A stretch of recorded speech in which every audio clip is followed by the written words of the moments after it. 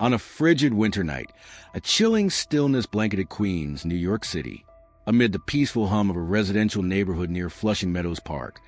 No one could have foreseen that this quiet corner was about to become the scene of a horrifying crime. In May 1996, police discovered the brutalized body of a woman in an abandoned parking lot. The evidence left behind quickly pointed to a name: James Carter. 2 decades earlier, this name had rocked the nation.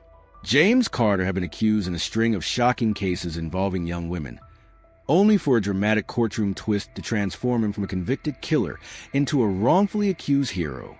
Was justice truly served, or had a cunning predator slipped through the cracks? Now, with blood spilled once again, the shadow of his past loomed large.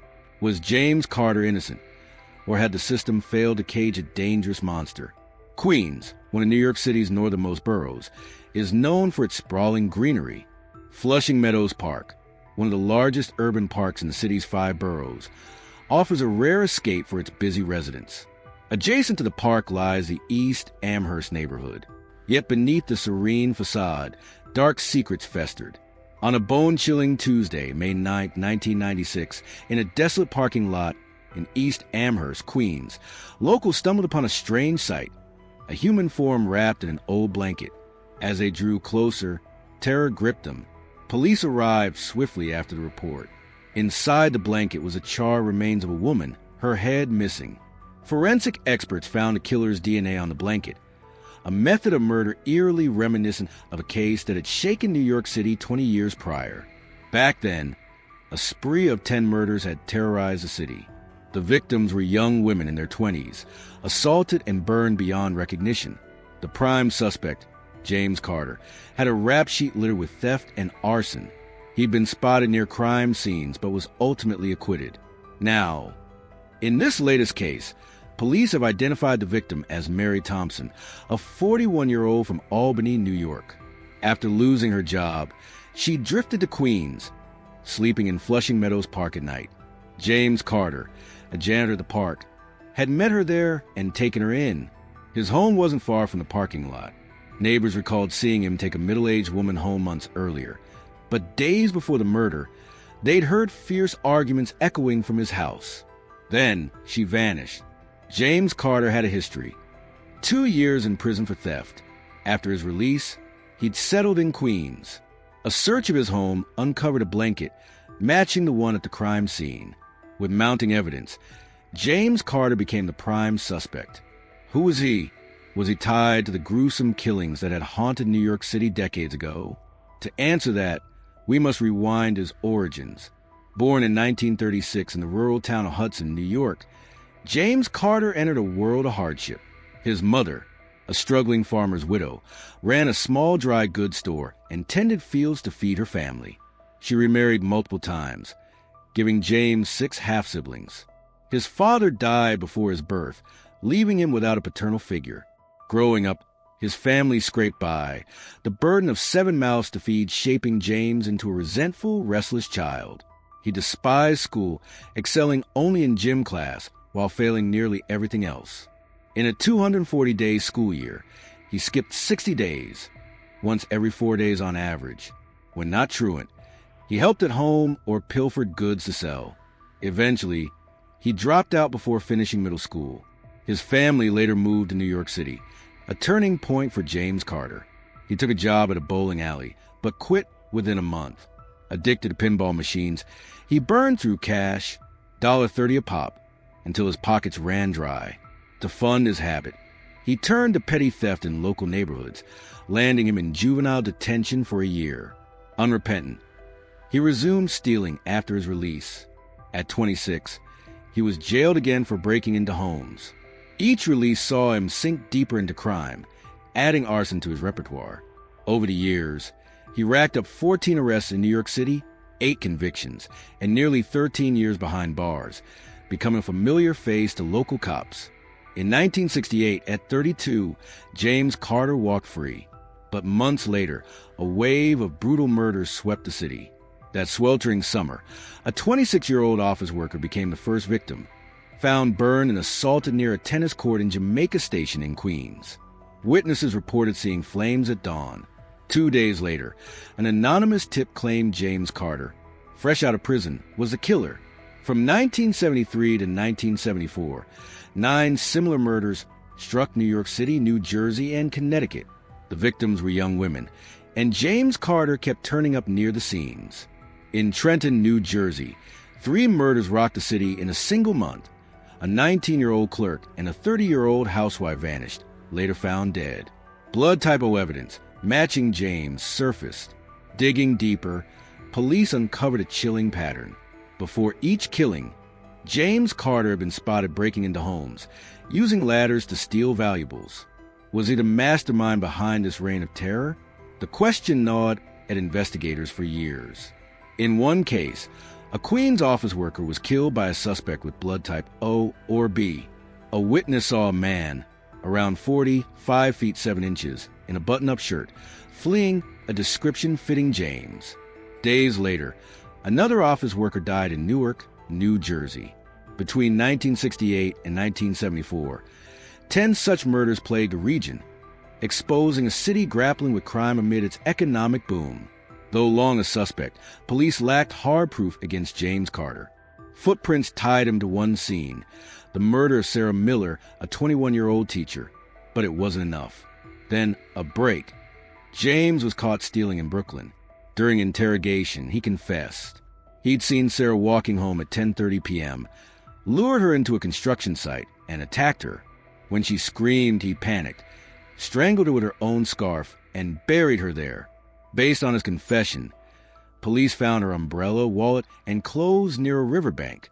The press exploded, branding James Carter a serial killer hiding behind a mild-mannered facade. Yet, as the investigation deepened, cracks appeared.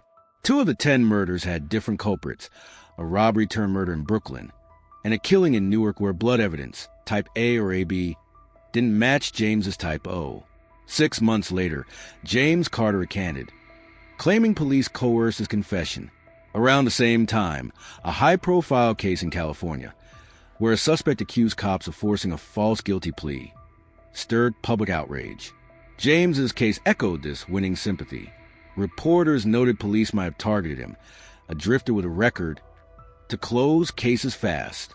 Doubts grew, trials dragged on, and by 1979, after 5 years in jail, James published a book detailing his ordeal, yearning for a normal life with a family.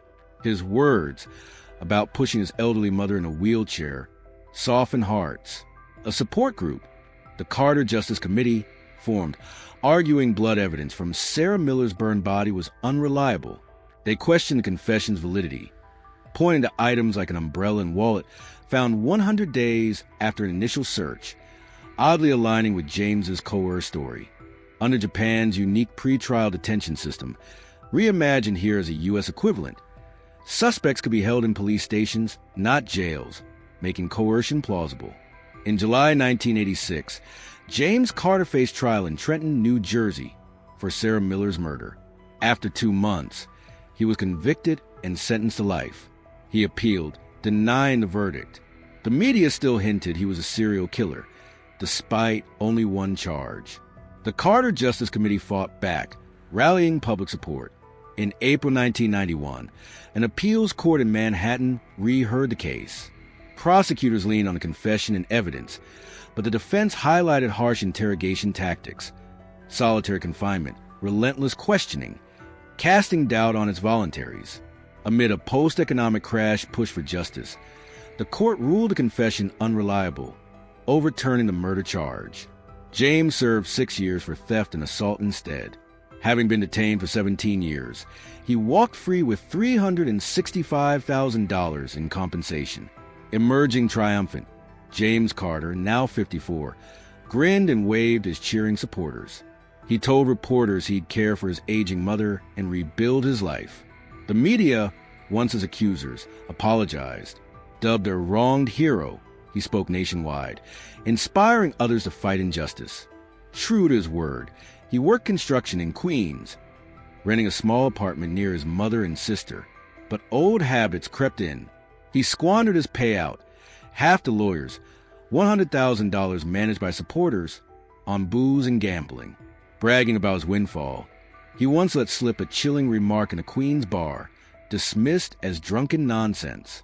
A year later, he smashed a real estate office window, caught red-handed stealing, back to prison for 2 years. Released, he returned to Queens, landing a janitor gig at Flushing Meadows Park. In 1996, at 59, James Carter was again a murder suspect. His hero status and public backing made police cautious. Another wrongful arrest could spark outrage. By the 90s, DNA tech revolutionized investigations, though it is still debated in court. Undercover cops, posing as sanitation workers, nabbed James's trash, plastic bottles, napkins, chopsticks, extracting DNA that matched the parking lot blanket.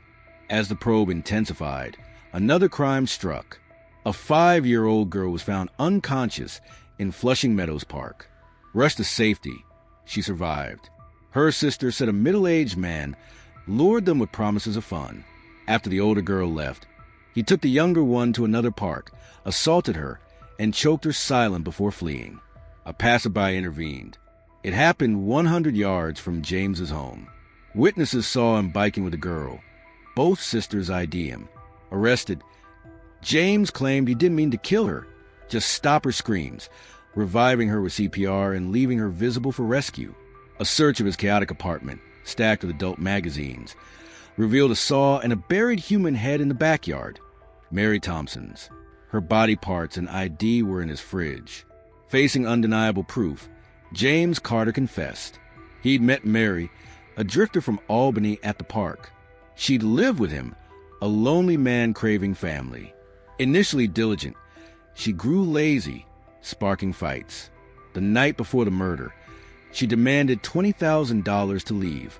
Enraged, he beat her with a baseball bat, later burned her body in the parking lot, and buried her head at home.